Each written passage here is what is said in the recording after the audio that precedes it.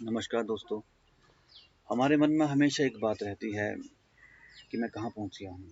अर्थात मेरा नाम, मेरा मान, मेरा शान, मेरा अभिमान, मेरे शरीर की अवस्था कहाँ तक पहुँच गई है। ऐसे किस्से, बहुत सारे किस्से हम सुनते आए हैं पहले से ही, आज भी हम लोग सोचते हैं। ऐसे ही जो शास्त्रों में वर्णन किया गया है सभी वर्णों का, सबके बीच में भी एक भावना आ गई कि श्रेष्ठ कौन। तो जो देवता थे वो कहने लगे कि सबसे श्रेष्ठ तो हम हैं। यहाँ वर्ण की बात की जा रही है, जात पात की नहीं। देखो, मनुष्य हमारी पूजा करते हैं, हमारे मंदिर हैं और हम लोगों को याद किया जाता है। स्वर्ग के सुख तो हम भोगते हैं, तो हम श्रेष्ठ हुए। जो क्षत्रिय थे वो कहते, देखो जो शौर्य है, नाम मान शान है, योद्धा हैं, और समाज की सुरक्षा का भार तो हमारे हाथ में है, बलवान है, शस्त्र विद्या ज्ञान हमारे पास है, तो श्रेष्ठ हम हैं। ऐसे ही जो वैश्य थे वो कहने लगे कि सारा बिजनेस, सारा व्यापार अगर हम नहीं करेंगे तो दुनिया कैसी चलेगी, तो श्रेष्ठ तो हम हुए। ऐसे ही जिनको शूद्र कहा गया है वो कहते, देखो पूरी दुनिया का साफ सुथरा करने का काम, हर काम जो समाज में ज़रूरी है व्यवस्था को चलाने के लिए, सबसे ज़रूरी काम तो हम करते हैं, तो हम श्रेष्ठ हुए। ब्राह्मण भी आए। ब्राह्मण कहते, देखो जो ज्ञान किसी को नहीं है, देवताओं को भी जो ज्ञान नहीं है वो ज्ञान तो हमारे पास है, तो श्रेष्ठ हम हुए। तभी सभी अपनी दलीलें दे रहे थे। देवताओं ने विराट रूप का हवाला देते हुए कहा, देखो परमात्मा का विराट रूप देखिए।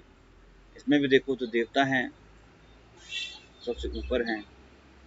ब्राह्मण कहते, ठीक है आप अगर सिर हैं विराट रूप में तो हम चोटी हुए, क्योंकि हम तो, हमारे पास वो ज्ञान है जो आपके पास भी नहीं। कहते भी हैं कि देवताओं को भी ज्ञान प्राप्त करने के लिए जन्म लेना पड़ता है, तो आपसे श्रेष्ठ हुए। और फिर देवता कहते, हम तो क्षत्रियों से ऊपर हैं। क्षत्रिय कहते, हम तो वैश्य वर्ण से ऊपर हैं, अर्थात पेट से ऊपर हैं। क्षत्रिय तो बाजू हैं, भुजाएं हैं, छाती हैं। और वैश्य वर्ण कहता, हम तो कमर से ऊपर हैं, तो नीचे का हिस्सा जो हमसे नीचा हो गया। जब ये बात सोल्व नहीं हो पाई तो हर बार की तरह जैसे देवताओं में और राक्षस में झगड़ा होता था, युद्ध जब निर्णय पे नहीं पहुंच पाता था तो अंत में वो देवताओं के पास पहुंचते थे जो त्रिदेव हैं। तो लेते लेते बात जो है विष्णु जी के पास पहुंच गई। भगवान विष्णु कहते, बताओ अपनी दलीलें दो। सबने कहा कि ऐसा है, ऐसा, हम बड़े, हम बड़े, हम बड़े। तो परमात्मा का, ठीक है आपका फैसला नहीं हो रहा है तो मैं करता हूँ।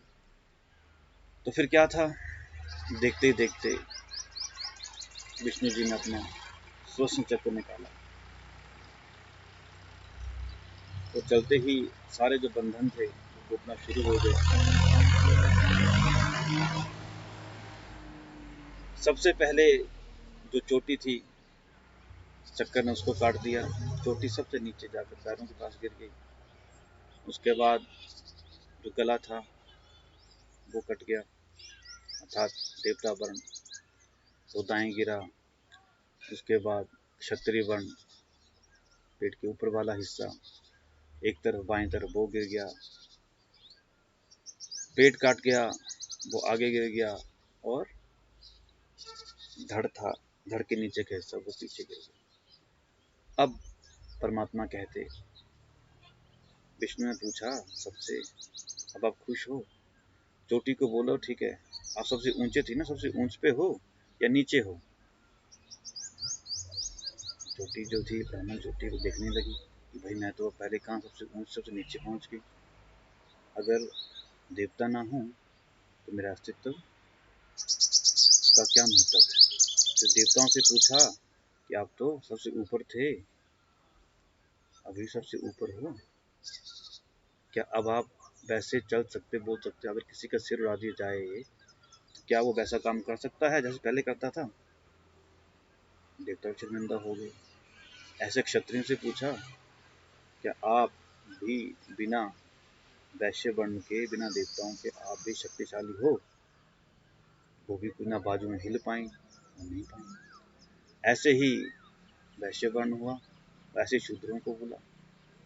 वैसे परमात्मा ने कहा, चाहे कोई भी वर्ण है, कोई भी मनुष्य है, उसका कोई भी कर्म है, सभी जैसे एक शरीर जुड़ा होता है, वही सब आपस में जुड़े हुए हैं, और आप सबको मिलके ही मैं हूँ और मेरे अंदर ही आप हैं। तो इस तरह से अगर सभी अलग अलग होंगे तो कोई भी जी नहीं पाएगा, किसी कोई महत्व नहीं है। जब इकट्ठे हैं तभी महत्व है। अगर किसी का सिर काट दिया जाए, किसी मनुष्य का, तो क्या वो सिर अलग से रह पाएगा? नहीं रह पाएगा। और किसी का पैर काट दिए जाए अलग से, ऊपर कैसा रहने दिए जाए, क्या मनुष्य चल पाएगा? नहीं चल पाएगा।